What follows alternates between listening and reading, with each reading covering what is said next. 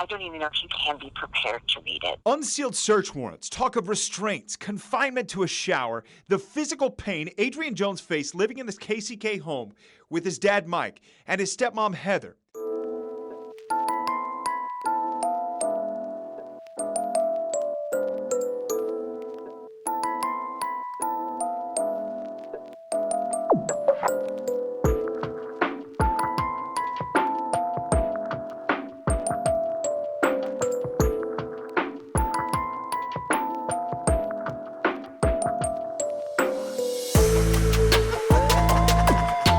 Welcome or welcome back, and thanks for being here. I'm Cassie, and this is A Wicked World.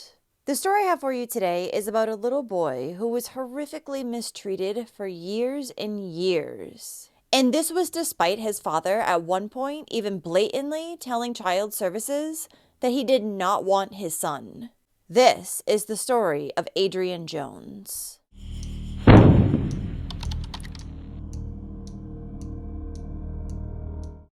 Adrian Jones was born on May 15, 2008, to his father, Michael Jones, and his mother, Diana Pierce.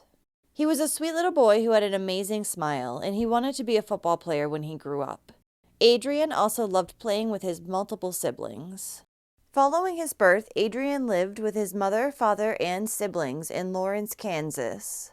Then, when the little boy was a toddler, his family would move about a half hour away to Topeka, Kansas, after his father opened his own business there as a bail bondsman. At least that's the reason why Michael said that the family had moved. However, it was more likely because he wanted to be closer to the woman whom he was cheating on the pregnant Diana with. A woman whom he would later marry named Heather Jones. It wasn't long after the family had relocated to Topeka that Michael broke things off altogether with Diana via text message. She then maintained custody of Adrian and his siblings, but the mother soon grew very depressed. Prior to Michael leaving her, she had been going to nursing school, trying to better herself, so Michael's income was the family's only source of income. In order to deal with her feelings, Diana started going out more and more, partying.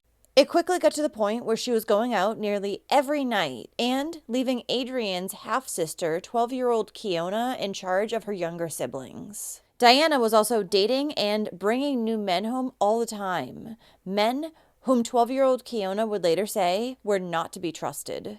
It wasn't long after her split from Michael that Diana and the children found themselves living in a shelter.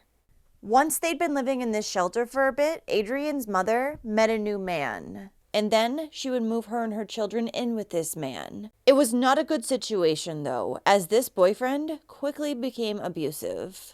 Then, in August of 2011, the children's grandmother, Judy Conway, found out everything that was happening in the home, and she called child services. At the same time, Judy tried to get custody of her grandchildren. But Adrian and his sisters, Madison and Bella's father, Michael Jones, stepped in and decided that he wanted custody of the kids. And since he was their biological father, in the end, he won. Once Adrian was living with his father, Michael, and his new stepmother, Heather, he told his new stepmom that while he'd been living with his mother, there had been a man living there as well that had been hurting him. Not long after that, little Adrian was diagnosed with PTSD and severe emotional detachment.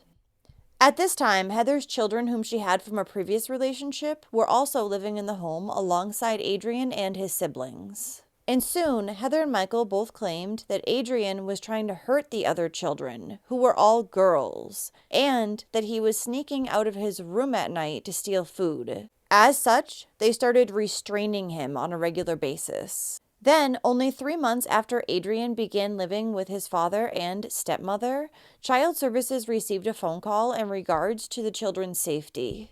This time, it was actually about one of Adrian's siblings who was living in the home, and he had lost 23 pounds. It was also reported that Michael had guns all over the home that were accessible to the kids. And the children's stepmother, Heather Jones, had been seen high on drugs. The report additionally stated that there was no food to be found in the kitchen cupboards.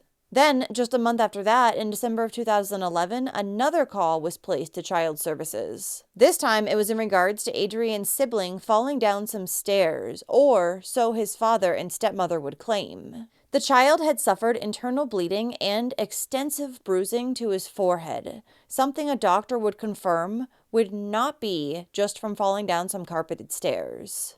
When Child Services went to investigate the allegations that this was not just an accident, the children's father, Michael, would tell a caseworker that Adrien had also fallen down about 4 weeks prior and busted open his head.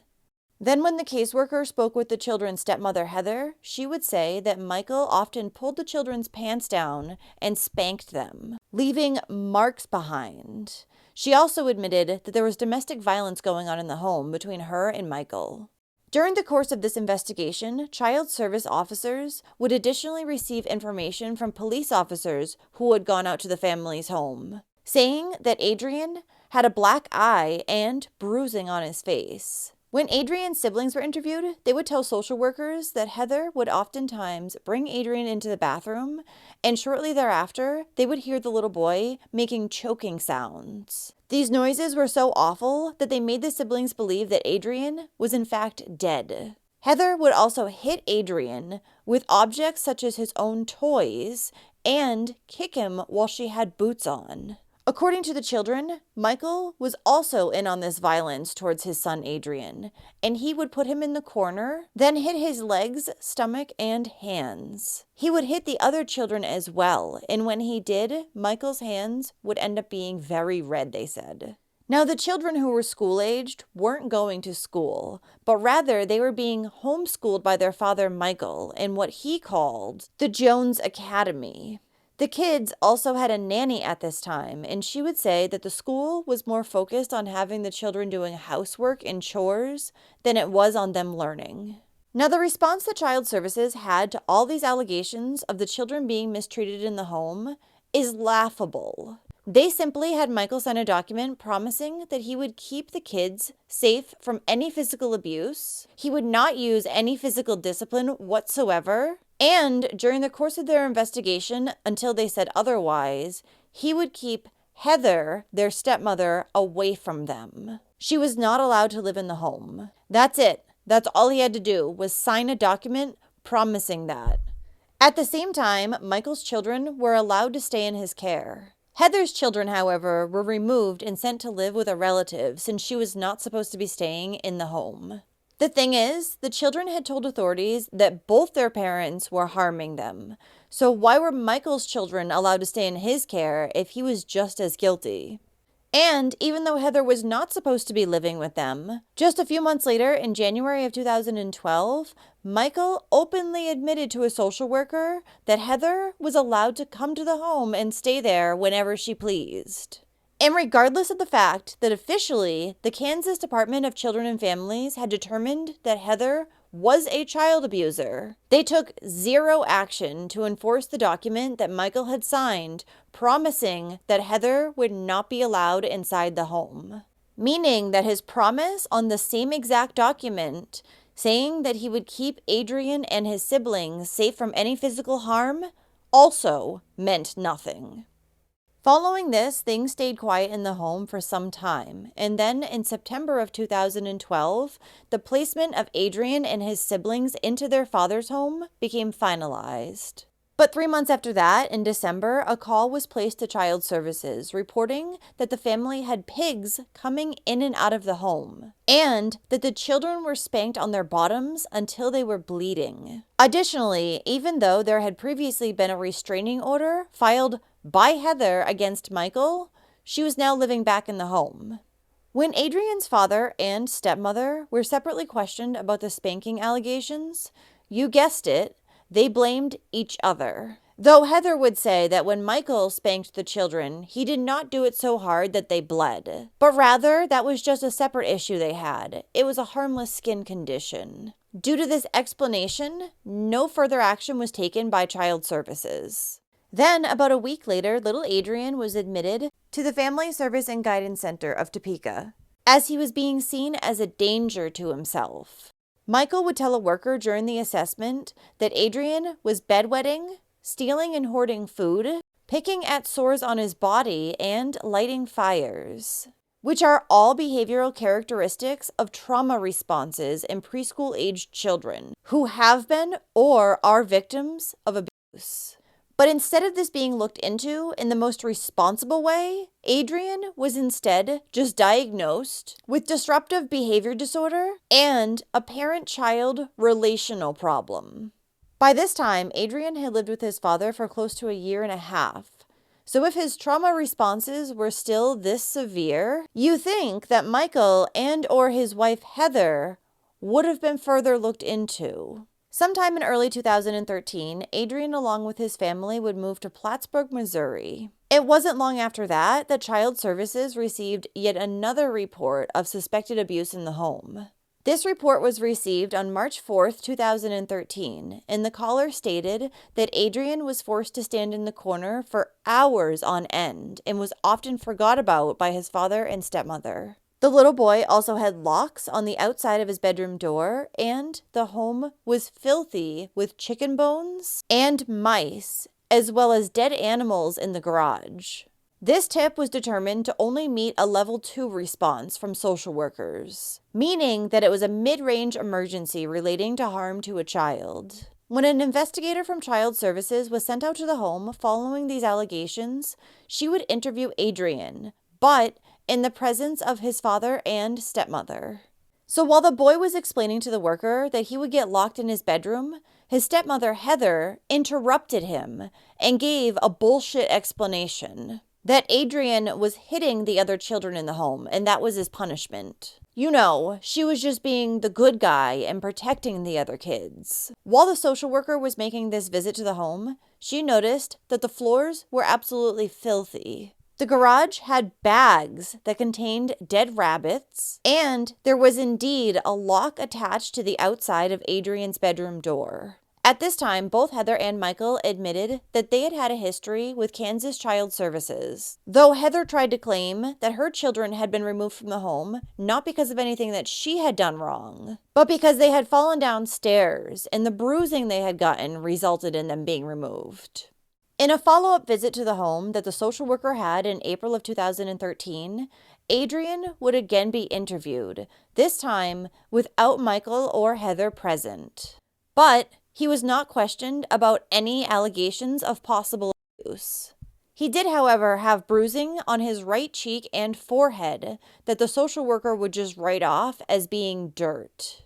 2 days later, the social worker who had gone out to the home would receive a 7-page report from the Kansas Department of Children and Families, and it outlined their involvement with the family, specifically Heather's. In this report, there was also an incident noted where one time Heather had shot herself in the foot. But regardless of this, Adrien's social worker closed out the case and no further follow-up was done. Though they would be sent out to the home yet again in July of 2013, when social services received a phone call about emergency use that was happening to Adrien and his siblings. This tipster reported that Heather beat the living daylights out of the children with objects for no reason at all, and she sold methamphetamine out of the home. The caller additionally said that Adrien and his siblings were left outside for long periods unattended and locked in their rooms. But again, this only resulted in a level 2 response by social services. The social worker who went out to the home this time had called police, and police told her that she should never go to the home without them going along with her. So along with officers, the social worker went out to the home where she would interview Adrien, and he told her that both Michael and Heather yelled at him all the time. Then he said that Michael had kicked him in the head, on the top and on the back, and one time a bone had come out. He said that his father would punch him in the stomach, and his stepmother would drag him by his ear, as well as throw him down to the floor. During the course of this investigation by Child Services, Adrien was determined to be neglected and unsafe in the home. Yet it was still determined that he was not going to be removed from the home. Instead, Social Services decided that they were going to provide intense in-home services. Making this even more insane, Heather had admitted that she had hurt Adrien in the past and would drag him around by his ear and often locked him in his bedroom. But according to her, it was only because Adrien was a very difficult child and had lots of outbursts. So the caseworker apparently just bought the stepmother's story, determining that the boy had some serious mental health problems. So he needed counseling and a new prescription medication. But only a few weeks later, Heather and Michael would inform social services that they were moving back to Kansas. And they did not feel the need for Adrien to go to a psychiatrist or to receive any medication. Therefore, it was not possible for them to meet all the requirements laid out for their intensive in-home services. Social workers then simply just closed the case, stating that the family was moving to Kansas. 10 days later, a caseworker from Missouri would report to Child Services in Kansas that there were continued concerns for Adrien's safety. When Michael and Heather were contacted by Kansas Child Services, it was discovered that the family was still living in Missouri. So that's all these awful parents have to do to potentially get themselves off of Child Services' radar, is say that they're moving to another state or move to another state. Unbelievable. Weeks later, on August 21st, 2013, Child Services received yet another phone call saying that Adrien was being mistreated by his stepmother and targeted. When police and a caseworker went out to the home that very same day, Heather tried to deny them any entry. And she told them that she had discontinued Adrien's medication because Michael no longer had health coverage for the boy. She also informed them that Michael made her lock Adrien into his room at night. Then, Heather denied that either she or Michael had ever informed social services that the family was moving to Kansas, and told the social worker right then and there that the family did not need any of their help. And even though the risk of Adrien and the other children in the home was deemed to be high at that time, a case would never end up being opened.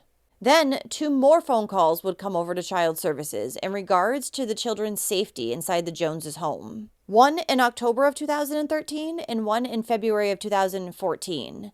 Both times, nothing was done. When a caseworker had contacted Michael in regards to the allegations in February, he told the worker that the family was again living in Kansas. He also said that Adrien was eating everything in sight and he had no money to get his son any mental health treatment. He additionally admitted that he locked him in his room at night to keep him away from the other children. Then, Michael told a social worker that it would be best if his son Adrien was at state care, and he never wanted him back again. Now, even though Child Services was once again told by the family that they had moved back to Kansas, they, once again, were still living in Missouri. When a caseworker went out to the home this time, they met with Adrien, who had suspicious marks on his chin and forehead. He would tell the social worker that he had been forced to stand in the corner for hours on end, and he had also been forced to do physical activities such as jumping jacks and push-ups all day long. On a separate visit to the home by the social worker, Adrien would show her marks on his wrists. And he said that his father had taped his arms there as well as his legs as a form of punishment. But once again, nothing was done. However, in March of 2014, Adrien would finally be removed from the family's home, but not due to any allegations of abuse, rather because his father, Michael, had said that he didn't want him. It was a voluntary placement agreement between Michael and Heather and social services. Adrien would then be sent to the Spofford Residential Treatment Center in Kansas City, Missouri. The medical records that Spofford had obtained on Adrien stated that the child had experienced severe abuse and neglect. He also exhibited behaviors that confirmed that he had gone through severe trauma, including night terrors, hoarding food, running from home, suicidal and homicidal ideations, sexual acting out, aggression, hurting animals and people, and setting fires. Now, even though Michael and Heather had voluntarily given up Adrien and social services had agreed to this placement, they still required the parents to participate in Adrien's treatment plan, as this was not going to be a permanent placement. They were supposed to attend his initial treatment plan meeting, weekly treatment updates, and have telephone communications with Adrien. They didn't do any of these things, however, and Michael and Heather made it clear that they did not want the boy back.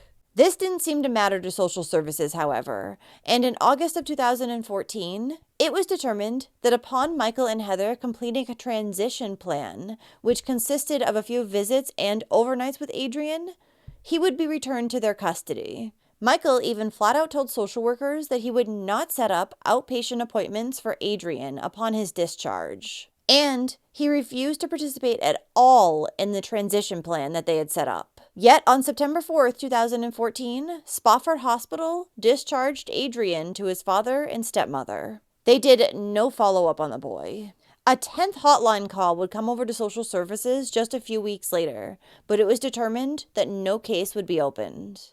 Then, on October 4th, 2014, Heather sent an email over to the doctors at Spofford, stating that the little boy was back to doing the same behaviors that had got him into the facility in the first place. He was having outbursts and threatening to hurt his sisters. Heather said that he was getting to be too much all over again. Adrien still also was not enrolled in school at this point. But to all of this, the social worker just responded, reminding the stepmother of Adrien's treatment plan. And she told her that if she and Michael could not maintain this plan, then maybe the boy should be removed from the home. 10 days later, the Kansas Department of Children and Families filed an action to collect child support on Michael's behalf from Adrien's biological mother as reimbursement for welfare that was being provided to him. Now, this meant that the family was back living in Kansas, and child services as well as the court had their address. Between 2014 and 2015, Child Services in Kansas would receive several hotline phone calls, reporting pictures of Adrien being tortured and abused being posted on his stepmother Heather's Facebook page. Yet it seems like no action was taken. There had been one post on Christmas Day of 2014 in which Heather said, "I have a psychopath I'm giving away for free today. He broke out last night and fucked up my kitchen and everything I had baked up. I'm beyond pissed, and he's running laps around my pool and doing push-ups till I'm tired, unless someone wants him." That same day, there was a post made by Heather that referenced an episode of The Walking Dead, in which a character shoots a child in the back of the head while telling her to look at the pretty flowers. In Heather's post, she said, "Walking Dead, look at the pretty flowers. Yeah, I'm about to pull that shit." In another post that same day, Heather wrote, "I can't shoot him, unfortunately, but I can work the shit out of him until I feel better." Just 1 minute later, she made yet another post in which she said, "I'm so beyond done with this kid. Last night, he chased me with a fucking kitchen knife trying to stab me, till I jumped the counter in pain and all and tackled his ass." In other posts, the stepmother spoke about how she used leather belts, bandages, splints, and handcuffs to restrain Adrien. "Pain compliance does not work," she wrote at one point. Police would also later find Facebook conversations that had happened between Heather and Michael. And in these conversations, there were numerous photos of Adrien standing naked in the shower with a mouth injury, which Heather claimed was from him removing the shower door. Then there were multiple photos of Adrien strapped to an inversion table, with his eyes covered up by bandage wraps, and there were numerous photos showing severe swelling as well as open wounds on his limbs from where the restraints had been placed. On the night of November 25th, 2015, police were called to the home at 5201 99th Street in Kansas City, Kansas, on a domestic disturbance complaint made by Heather. She told police that she had gotten into an argument with Michael after she told him that she was going to leave. At that point, he had attacked her, choking her, throwing her into a wall, and threatening to shoot her. Heather had marks on her neck from the attack, and she additionally told police that she had searched Michael's computer earlier that day and found that he had been looking for an odorless, colorless poison, something that Michael would later admit to being true. While authorities were there, they would notice that one of the children who was supposed to be in the home was unaccounted for, Adrien. 6 other children were removed and taken into state care. When authorities asked Heather where little Adrien was, she told them that on or about September 29th, he had died in their home and Michael had disposed of his body somewhere on the rented property.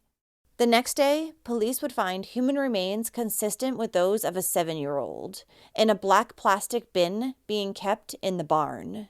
An autopsy later confirmed that these remains were indeed those of Adrien, who had died in either September or October. No cause of death was able to be determined. Both his father Michael and his stepmother Heather would be arrested in connection with his death. The resulting investigation by police would determine that along with all the other forms of torture that Adrien had endured, he had also at times been bound to a sled, zipped into a suitcase, beaten with a broomstick, starved for days on end, and shocked with a taser for 15 to 20 seconds at a time.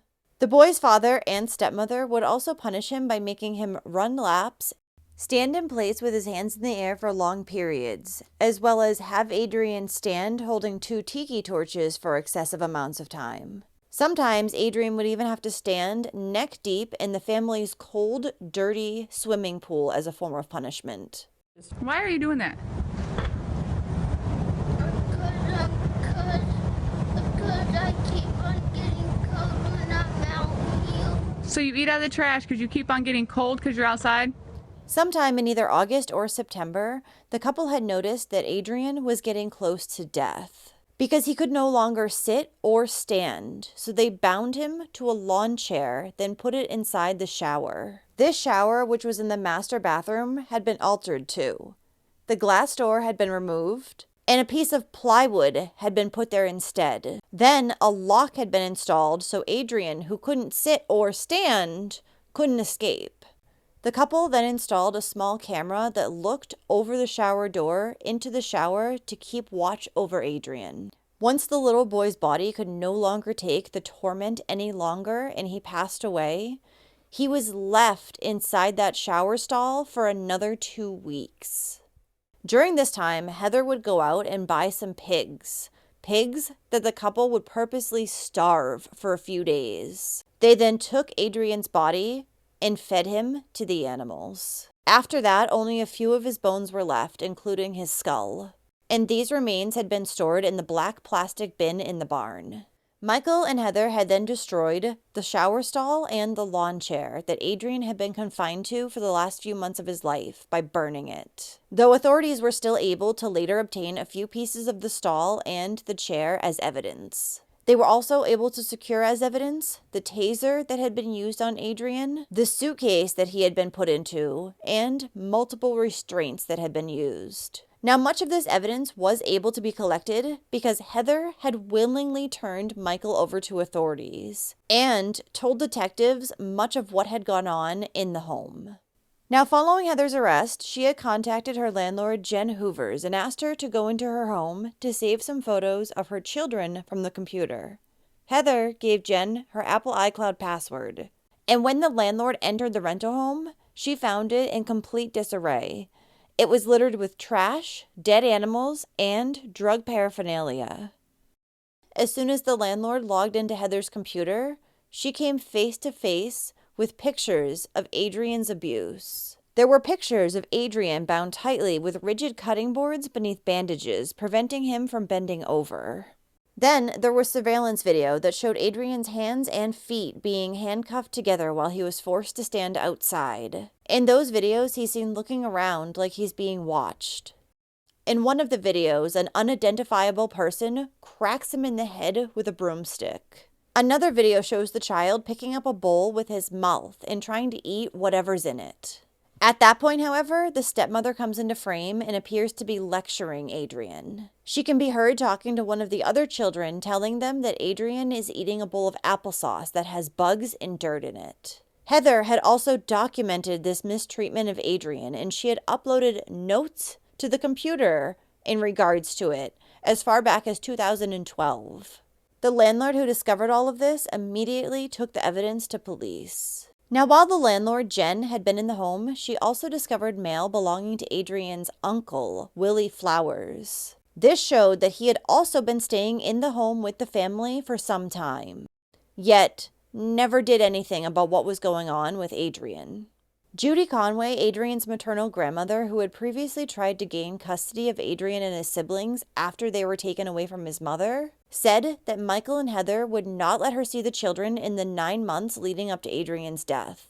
The last time she had seen him was Christmas of 2014. The grandmother had even contacted the Kansas Department of Children and Families at least twice, but nothing had been done. Judy would additionally say that in the last few months of Adrien's life, the parents had stopped calling him by his name and only referred to him as the boy.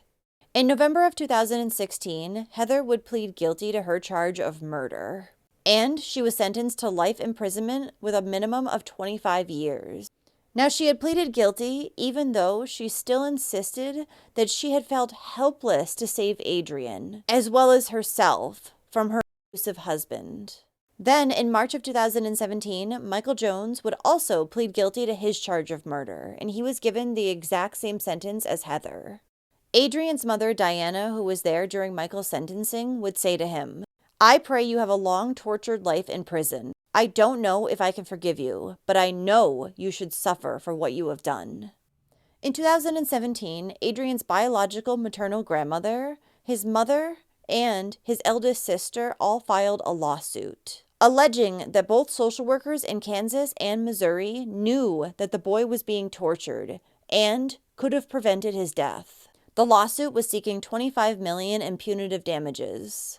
And while the Kansas agency would argue that it was difficult to keep tabs on the family because they were so often moving, they would finally end up paying the boy's family $1 million in March of 2024 to settle the lawsuit.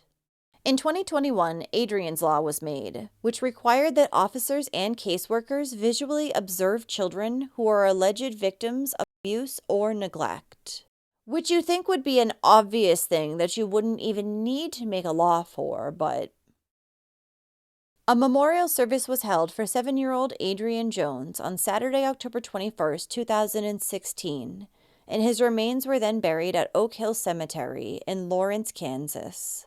All right, let's let him go. Let's go. It's been a tough, like I said, over a year and a half. I've been so involved with everything and having to live with all the horrific part of his death every single day. So having a day like today where we can put all that to the side and just focus on Adrien and using his voice to protect current children and future children. And I think that's the most important thing. And I think everyone coming together here today is just amazing. It just shows you that how, when we do come together, we can make changes. I don't want him to be remembered for how he died. I want him to be remembered for the strength he had and the voice he had. You know, he stood up for himself a lot, you know, and he could have given up after all the torture and the horrific things he did, but he held on for a very long time. And I want to remember his life and his strength and his beauty. He was so beautiful. And so we want to remember his life, not his death. To me, this is Adrien, in that he carried the weight of the world on his shoulders, but they never brought him all the way down. He prevailed.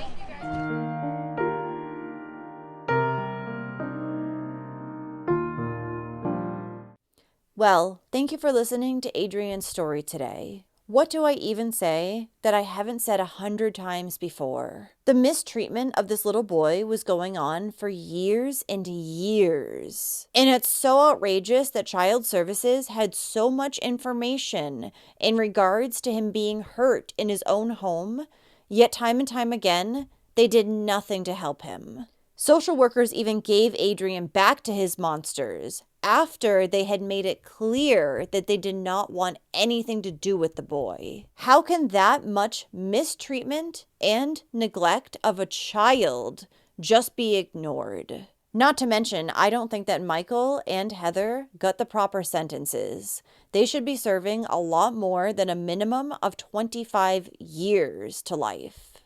What do you think about this case? So if you like true crime and you want to hear it from me, then don't forget to hit that subscribe button below and turn on your notifications too, so you'll know when I upload a new video, which is at least 3 times every single week. Thanks for watching A Wicked World today. Until next time, take care guys. Bye.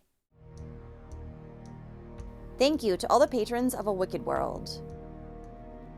Now, there's even more of A Wicked World on Patreon, so check it out on patreon.com/awickedworld.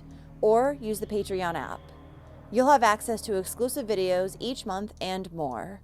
Any support truly helps to make sure the victims are never forgotten and to highlight the shortcomings of society associated with each case. Do you have a suggestion for a story you'd like to see me cover? If so, send me an email to awickedworldtruecrime@gmail.com.